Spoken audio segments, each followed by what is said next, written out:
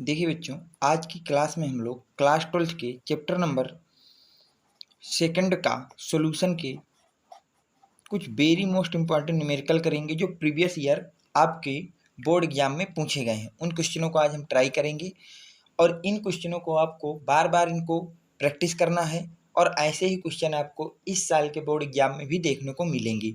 चलिए भैया स्टार्ट करते हैं। पहला वेरी मोस्ट इम्पॉर्टेंट न्यूमेरिकल ये कह रहा है, calculate the osmotic pressure of 5% urea at 27 degree centigrade.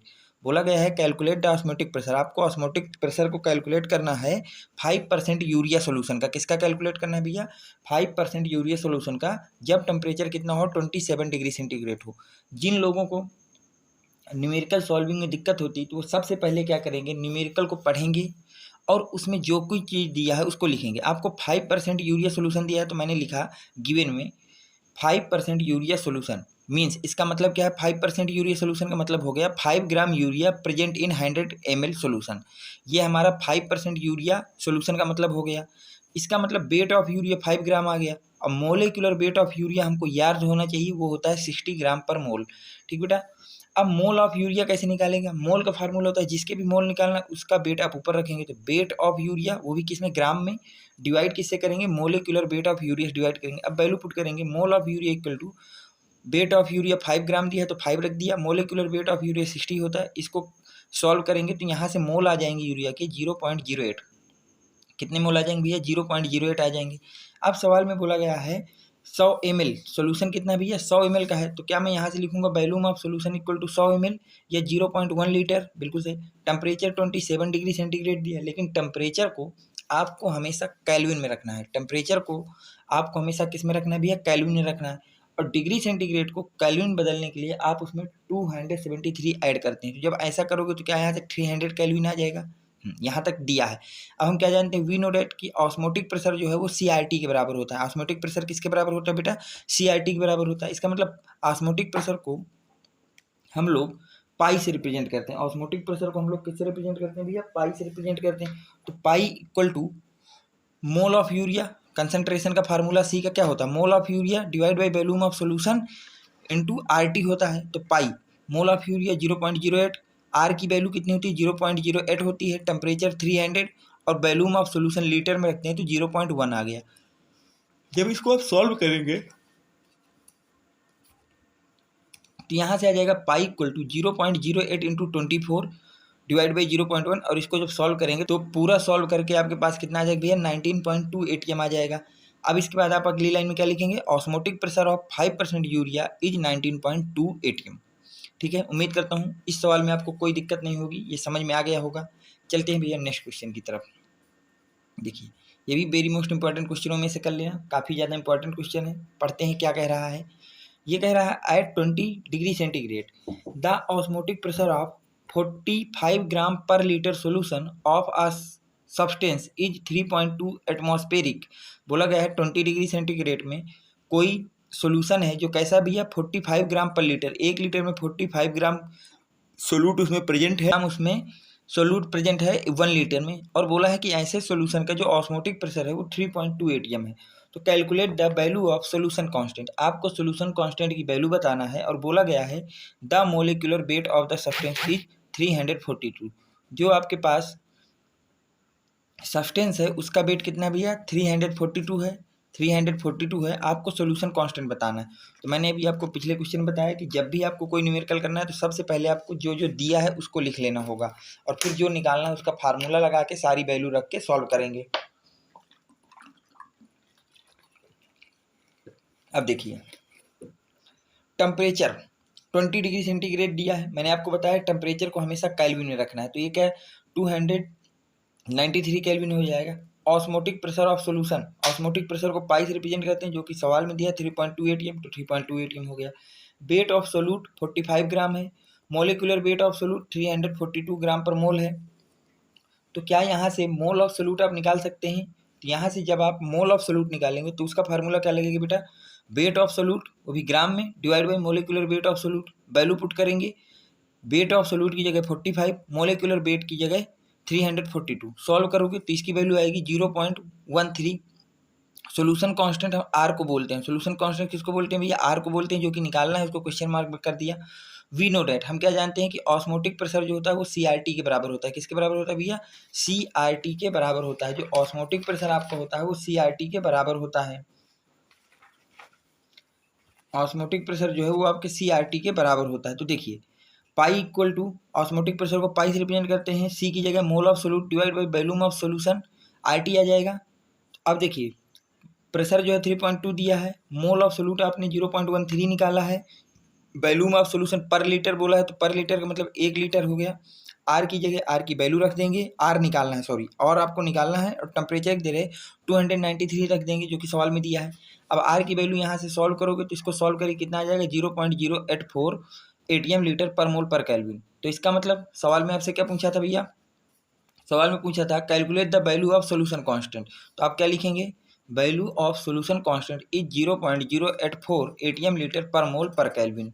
इन दो क्वेश्चनों में उम्मीद करता हूँ कि आपको कोई डाउट नहीं होगा। ये दोनों क्वेश्चन आपके समझ में आ गए होंगे।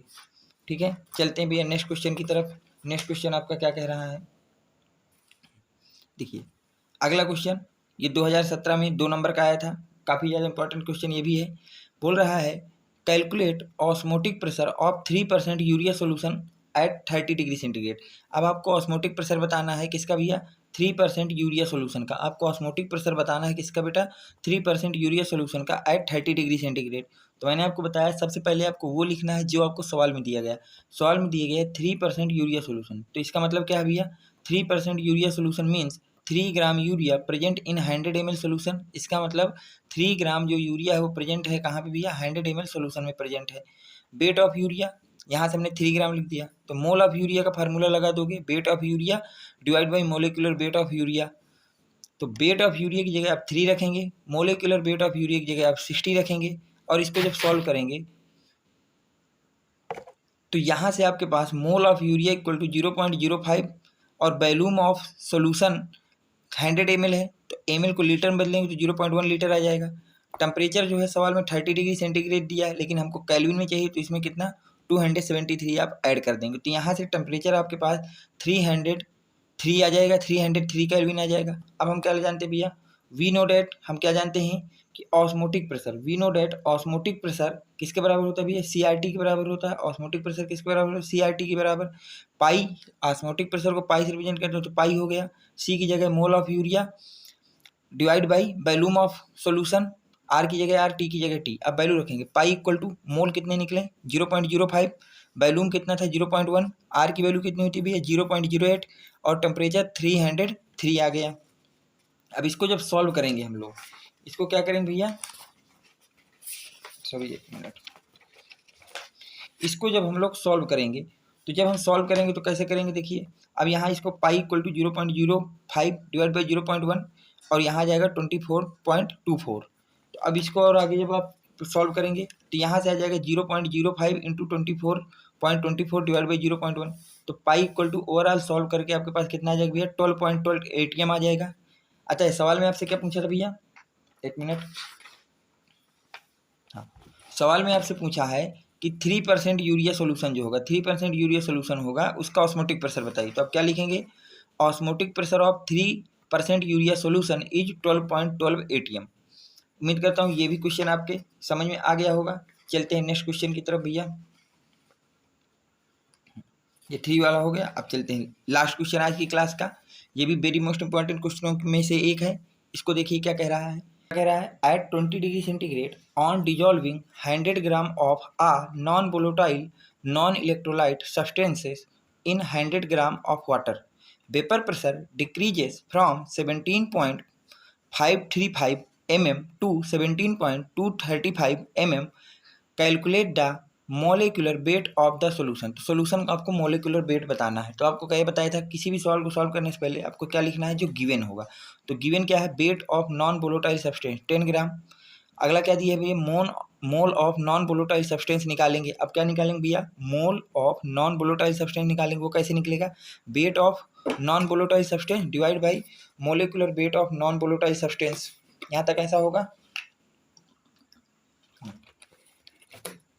तो mole of non volatile substance equal to होगा वेट, वेट आपको 10 ग्राम दिया है, उसको हमने लिख दिया, वेट हमको 10 ग्राम दिया है तो उसको लिख दिया, और यहाँ से जो है मोलिकुलर वेट हमको फाइंड करना है तो उसको W मान लिया।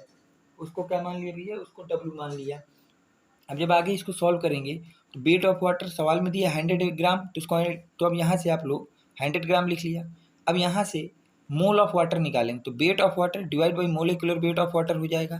तो weight of water equal to 100 divide by molecular weight of water equal to 18, तो mole of water equal to 5.5 आ जाएगा। यहाँ से सॉल्व करने के बाद आ जाएगा बिल्कुल। आगे चलते हैं, देखिए अगला क्या है भैया, देखो आगे। तो वेपर प्रेशर ऑफ सॉल्वेंट जो कि वाटर है वो कितना दिया भैया? 17.535 mm ऑफ Hg दिया है।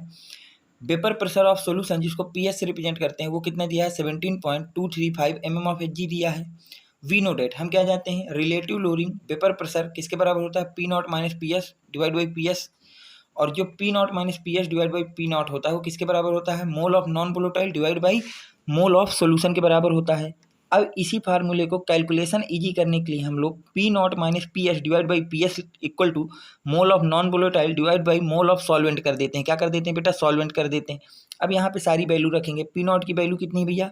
प्योर सॉल्वेंट का जो वेपर प्रेशर है वो 17.535 minus vapour pressure of solution 17.235 mm of Hg divide by vapour pressure of solution 17.235। इसको सॉल्व करेंगे। इधर मोल of non volatile 10/W, mole of solvent 5.5। अब इसको रखेंगे, इसको सॉल्व करोगे तो यहाँ से W निकलेगा। यहाँ से क्या निकलेगा भैया? W निकलेगा। यहाँ से आपका क्या निकलेगा भैया? W निकलेगा। एक मिनट, यहाँ से आपका क्या निकलेगा भैया? W निकलेगा। यहाँ तक हो गया? बस 1 मिनट का टाइम देना भैया, कहीं पे इसका एक पेज जो है,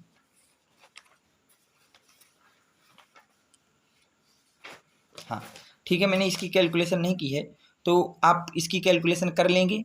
अब इसको सॉल्व करेंगे, जो भी आएगा वो क्या हो जाएगा बेटा? आपके पास मोलिकुलर वेट ऑफ सॉल्वेंट हो जाएगा। वो क्या हो जाएगा आपके पास?